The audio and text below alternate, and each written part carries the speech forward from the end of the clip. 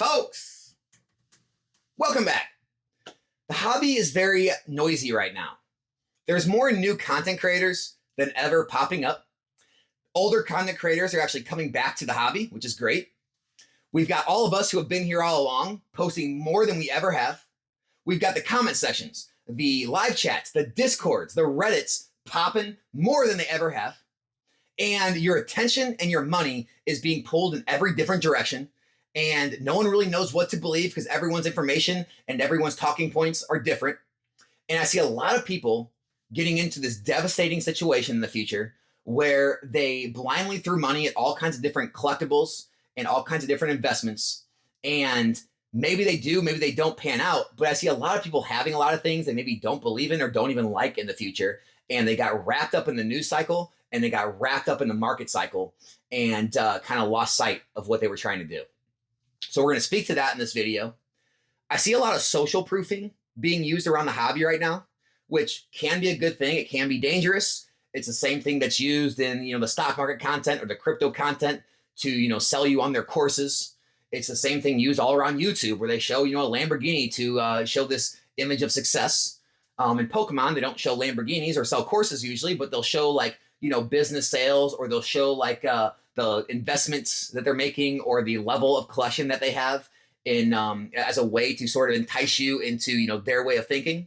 And so we're going to talk about that. And we're going to talk about how I just kind of took a day off yesterday from content creation, talked to some people on the phone, took a step back, and I watched all of the content. I listened and I observed what was happening, all the comment sections and discords and all that good stuff. And I tried to get a sense of what the hobby needed right now in terms of content and not just kind of add to the noise of, the markets and the news cycle and, all the things going up and down and, what everyone else was kind of saying. And so hopefully this is fresh take and something everyone else needs to hear, and it helps you going forward into the end of 2024 into 2025. So before we jump into all that good stuff, I am going to shout out today's video sponsor. It is Arizona TCG. Guys, they're a consignment service for your PSA, BGS, and CGC slabs, meaning if you have a bunch of slabs you want to sell, you don't want to do the work yourself, you can send them all to them. They'll run everything through their 100% positive feedback. Over 12,000 items sold, over 2,000 follower eBay store. They only charge you 13.5%, but with eBay charging you 13.25%, plus you got to do all the shipping and all the work yourself and pay for shipping materials, it's probably as good, if not better, than what it's going to take you to do it. So make sure to check out them if that's something you need. The link will be in the description and the comment section below. All right, so let's start out by the whole competition of collectibles. And I get it. It's easy to fall into it. I fall into it too. But hypothetically, let's just say Elon Musk came into Pokemon. In literally a week, a month's time, he could become the most wealthy Pokemon investor that ever lived. Now, does that necessarily mean he knows more about Pokemon? Does it mean he knows more about Pokemon business, Pokemon investing? Does it mean his, collection is the best collection out there? No, none of those things. But he'll be the highest valued net worth individual in Pokemon cards because of the bankroll he has behind them, right? Same thing when it comes to educating people or teaching them how to be most effective in this hobby. When you look at athletes, do you ever really see the best athletes out there, the stars, ever become the best, most effective coaches? Maybe sometimes, not really ever. Also, do you see the best coaches who are the most successful in their career? Are they ever the best players? Did they ever even play professional? Did they maybe play high school, college? Maybe they played a little pro, but they never were really stars or talked about, but they became the best coaches in history. And the same thing goes for this hobby, guys. Don't fall into this trap of social proof where people will show, large sales figures in their business, or they'll show, these warehouses full or these pallets of Pokemon product, or show you spreadsheets and convince you that because they have this, then that means their advice is somehow, higher or more effective than maybe yours in the comment section or Discord or Reddit or, mine or another creators, right? That doesn't have as big of a net worth or as large a Pokemon holding. Guys, look, I said it before, I'm a poor kid from the Midwest in Missouri, right? Never claimed to be rich, never claimed to have a larger Pokemon investment than anyone else out there, and I'm not competing to have the largest Pokemon business. And so I concede to anyone else in the comments or other people's comments saying, I bet this guy or that guy, has a bigger business than Nostalgianomics or has a larger Pokemon investment than Nostalgianomics. Bet they do. Congratulations. But who did better?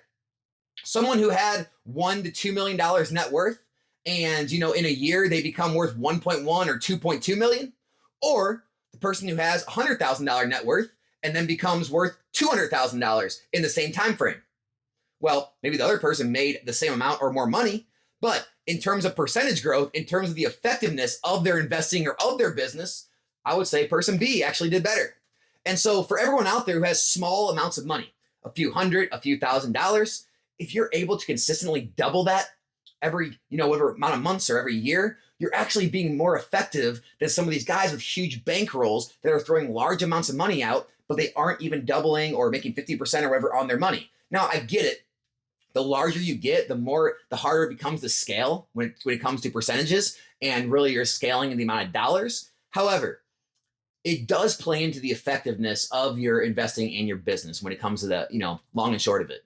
And so try not to get too wrapped up in the social proofing stuff out there, guys, because I understand it works. If it didn't work, people wouldn't do it all across YouTube. All the big YouTubers wouldn't buy Ferraris and Lamborghinis. All the crypto stock channels wouldn't show all these ridiculous gains and get people to buy their courses. And it wouldn't be happening in Pokemon where people show all this stuff, whether it not be ridiculous. I'm not saying it's a lie. I'm not saying it's not real. I'm saying it's a way to kind of promote their ideology or their way of thinking above others because their net worth's higher, right? And so, look, if that's what you want to follow, go for it. And I hope you're successful with it. But all I'm saying is it doesn't necessarily always mean it's the best option. All right, moving into the second thing I wanted to talk about is this blindly throwing money at all different things in this hobby. First of all, what are you doing in the hobby? Are you a collector? Are you an investor? Are you just trying to make plays and quick flips and make money? Ask yourself what you're even doing here, because I see so many people that are collectors and, they reach out and they're talking about buying this and buying that. And the first thing I always ask is, do you even like the card? Or are you just looking for the best price point on this card that's hyped up in all the news cycles right now? Do you even like it? And I'll show them like pictures or screenshots of like all these other cards, and they're like, oh wow, those are all really cool too. How much are those? $10, $20. Guys, there are SIRs out there from these earlier sets that are dirt cheap that people love, but they don't even know about them because they're not talked about in all the news market cycles of all these YouTubers, right? They're not, the flavor of the week. But they're great cards, and they may actually perform well in the future, right? Going back to Sword and Shield, Sun and Moon, XY. A lot of great cards out there. There's a lot of cheap cards out there that you may like as much or more than some of these hyped up cards that are being promoted every single day on YouTube. Investment-wise, if you're in here for investment, ask yourself what your plans are. Searching Sparks. I'm sure it's going to go up. I'm sure it's going to go down. It'll probably have reprints. What are your plans? Are you just going to buy and hold for a certain amount of years or a certain percentage gain? Are you going to take profits along the way, drive dollar cost average down, buy a little more than you actually wanted, make the play and hope it goes up, and then try to sell and reduce your dollar cost basis, right? Are you trying to make a quick flip on it and then use those profits to buy something you actually want? Are you constantly getting drawn into the news cycle and buying Surging Sparks, throwing money at Prismatic Evolutions, throwing money at SV9, throwing money at Team Rocket, throwing money at anything and everything that Pokemon releases on the Pokemon Center, no matter how crappy the product is, you're just throwing money at it because, it's a new product? Are you doing that? Are you even looking at other parts of the Scarlet Violet market when it comes to sealed investing? Are you looking at Sword and Shield? Are you looking elsewhere at what other opportunities are out there? I guarantee you guys right now, there are sets out there. There are boxes out there right now. There are cards out there right now that in a year from now, when we look back, they will outperform some of the most hyped up things that are in everyone's YouTube thumbnail and title and video right now. And it's hard to see right now because no one's eyes are on it. But the way attention changes in this hobby, it would blow your mind how fast it happens and how fast the money moves and how intense the growth can be on items. And unfortunately, that's the reason why you hear things like buyouts and manipulation, is because people see the attention chains. They see the money move so quick. They see the price move so drastically that all they know how to do is throw those terms at it, when what they really don't understand is that's what it looks like when masses move in markets. And that's been my entire strategy in this hobby, is getting ahead of the masses. And I've talked about it many times. I've had a lot of debates with people who consider themselves, value investors or long-term investors. And they like to look for, this long-term growth and pretend that demand is eventually going to move back to some things where demand never really was for a long period of time, where I like to use more of momentum investing strategies. And momentum investing gets a bad rap because it's seen as like a day trader mentality type thing. But momentum doesn't need to be a quick flip or like an instant type thing. Momentum can actually happen over long periods of time, right? The sort of the way modern has really gained momentum over the last 10 years, right? It's the same reason why you're seeing X, Y, and Sun and Moon continue with that momentum over the years. It's not a flash in the pan. It's a long-term momentum growth, right? And the reason that can happen with sealed product is there's always less of it. It's harder for it to happen with singles, which is why you'll see much more, drastic ups and downs and much more different chart patterns on singles. But on sealed product, the momentum can continue because as long as the demand at least stays higher than the rate the supply is dropping, it's going to continue to do well, right? You don't need, people throw around increasing demand. They say things like you need increasing demand in modern to continuously prop up the prices, but it's false. That's a fallacy way of thinking.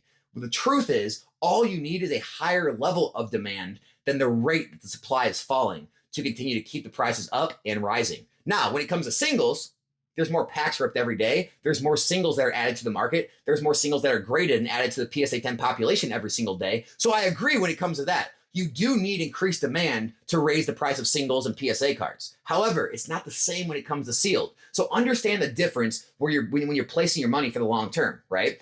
Now, you can actually do better in singles when you get it right. When you roll the dice and gamble and pick the right singles, they will outproduce the gains of sealed product a lot of the time. However, over the long term, the ability to pick all the right singles and at all the right times and then buy at the right time, sell at the right time, all those things, it's near impossible. And the ability to be able to pick up sealed product at the right price and have it consistently perform for you, it's very easy. I know it sounds crazy when it comes to investing, but it's pretty easy, right? Kind of like investing in like a 401k mutual fund or an index fund. It's kind of easy to see sustained growth over time.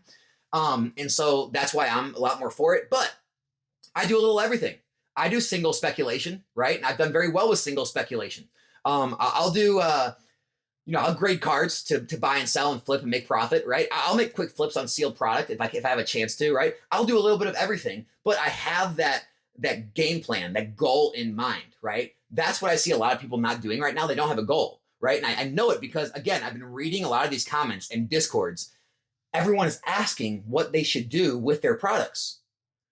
Why would you be asking what you should do if you've already bought them? You should be asking what you're going to do before you ever pull the trigger and spend that money.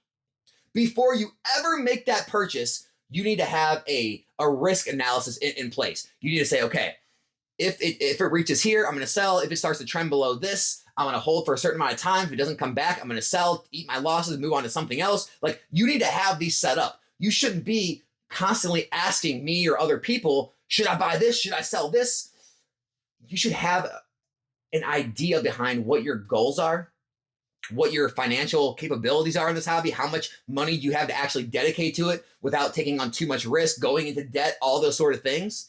And make the plays based on realistic expectations, realistic timeframes. And obviously, you got to have some wiggle room. You can't be like, rigid. You need to be flexible. If things reach, prices faster than you thought, if things, have, reprints come, or there's other factors that come into the market really drops and demand runs away, and in 2 years we're in a bear market or we're in a bull market right now, you have to remain fluid and be able to play into every market situation. But blindly buying something and then like a month later saying, hey, what do I do? Dude, you already did it wrong. You should have been asking what you do like before you even buy it, right? You should have been, running all these numbers in your head before you even bought the thing. And now look, if you're a collector, stop worrying, right? You have to ask yourself, am I a collector or am I an investor? If you're a collector, don't worry. Who cares what the value does? You spent your money. You spent your disposable income on something you enjoy. Whether it goes up 100% or it goes down 50%, it doesn't matter. You enjoy it. You had the money. You spent your money. I mean, are you going out to eat at a restaurant and then you drive by it, the next day and say, oh, they have a special. They have a special on the same meal I ordered. I should have waited and ate that the next day, right? Are you doing that to yourself? No. So stop worrying about it in Pokemon. There's always going to be a deal. There's items. Here, I'll guarantee you one thing. If you think something's going to be more in the future or less in the future, 99% of the time, you're right. You're right, Surging Sparks is probably going to be more than $160 a booster box in the future. And guess what? it'll probably be less than 130 or 160 bucks in the future. Because guess what? When the reprint happens, it'll likely come below 160. In the meantime, up until Christmas, end of the year, it'll probably go well above 160. So you're right either way. It just depends on what time period you're right. And so that's one of the biggest things I see in this hobby right now is people reaching out and looking for answers to what they do with their own money and their own collectibles.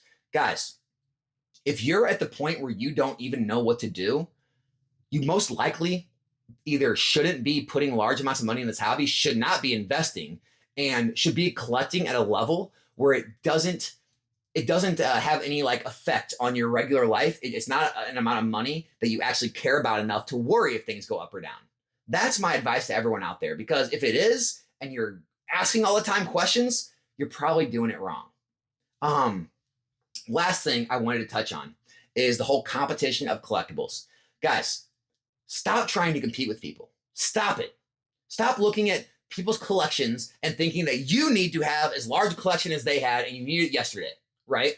Stop looking, if you're in business, stop looking at other people's businesses and thinking you need to get to the level they are. Because here's the thing. How much do you want to work? I know myself, I'm not freaking working 50, 60, 70, 80 hours a week like some of these guys are. And knowing that I'm not going to have that output, I'm not going to have the results. I'm not going to be running a multi-million-dollar business because I don't want to work that damn much, right? Seeing other people's investments, right? You see their investments have all this money. It's just like, well, hey, how much money did they put into it? Okay, they put 50 grand in last year. How much did you put? Oh, 5 grand? And you want to try to compete with the guy who put 50 grand in? I mean, I don't care how effective you are. You could triple your money and have 15 grand. That person could lose half their money on their investments. They're still ahead of you.